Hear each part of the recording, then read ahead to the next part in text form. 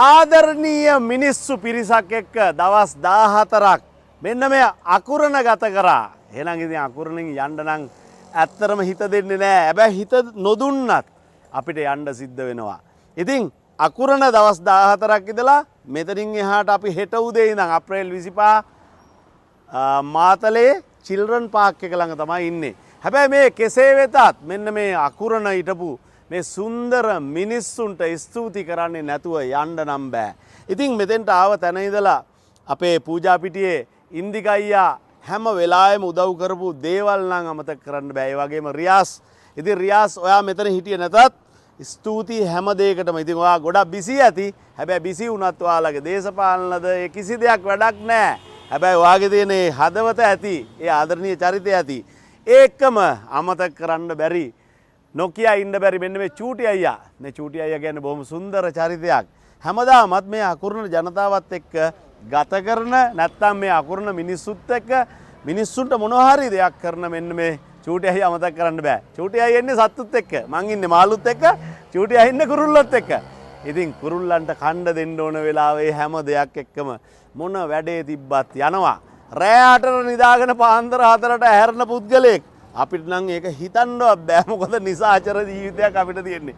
ඉතින් ඒකෙසේ වෙතත් ස්තුතියි චූටි අයියා හැම දෙයකටම හැම වෙලාවෙම ඇහුවේ තේ එකක් ගේන්නද කණ්ඩ මොනවද ගේන්න ඕන මොකද්ද වෙන්න ඕන මන් දන්නේ නැහැ එකී මෙකී නොකී හැම දෙයක්ම මම නැති හැම වෙලාවකම චූටි අයියා ඇවිල්ලා මේ බස් එක බලාගත්තා. ඉතින් මෙන්න මේ දේවල් වලට ස්තුතියි. ස්තුතියි නෙමෙයි පින් සිද්ධ වේවා. ඉතින් මේ අතරේ මෙන්න මේ අපේ අයියන්ඩිලා මේ හැම වෙලාවෙම මෙන්න මේ හැමෝම හැම දෙයකටම උදව්වට හිටියා. ඉතින් මේ උදව්වට ඉන්නත් මෙන්න මේ අකුරණ ඉඩමක් නෑ මගේ බස් එක පාක් කරන්න. ඉතින් මෙන්න මේ අකුරණ ආවොත් ඔයාලට වාහනයක් පාක් කරගන්න නම් ලේසි නෑ. එහෙනම් මන්නේ මේ මගේ දැවැන්තය පාක් කරගන්න මට තැන දුන්නේ මෙන්න මේ චේතිය මල්ලි. ඉතින් චේතිය මල්ලිට බොහොම ස්තුතියි. මොකද ඒකට හේතුව මේ වගේ තැනක මෙයාව පාක් කරගෙන මට මේ දේ කරගන්න බෑ. ඒ වගේම මට විතරක් මේ ගමේ ඉන්න අයට මේ ටවුන් එකේ වැඩක් කරගන්න ආවම මෙන්න මේ පාක් එකට ඇවිල්ලා වාහනේ පාක් කරලා බොහොම නිදහසේ ඒගොල්ලන්ට මේ වැඩේ කරගන්න පුළුවන්. තව දෙයක් තියෙනවා. ඔයාලගේ බිස්නස් එක ප්‍රොමෝට් කරගන්න ඔයාලගේ මොකක් හරි ලී බඩුද නැත්නම් ප්ලාස්ටික් බඩුද රෙදි පිළිද මොකක් හරි මෙතන දැවිලා මෙතන ෂොප් එකක් ගාලා මෙතන මේ අකුරණ මිනිස්සුන්ට මොනවා හරි දෙයක් කරන්න අවශ්‍යතාවයක් තියෙනවා නම් මෙන්න මේ චේති මල්ලිට කතා කරන්න මම නම්බර එක දාන්න. ඉතින් ස්තුතියි හැම දෙයකටම. ඊට එහාමට කියන්න දෙයක් තියෙනවද? නෑ. හරි. එහෙනම් එච්චරයි. හැබැයි තව දෙයක් තියෙනවා. මෙන්න මේ අපේ එකෙක්ගේ උපන්දිනයක් අද තියෙනවා. ඒක අහම්බෙන් තමයි දැනගත්තේ. ඉතින් මේන්න ජාමා. මේ ඉන්නේ සුන්දර චරිතයක්. සුන්දර චරිතයක් හොඳ හිත හයිය එඩිතර නියතමානී මේ ඔය එකේ මිකිනුකේ ගොඩක් දේවල් තියෙනවා. ඉතින් උඹට සුබම සුබ උපන්දිනයක් වේවා.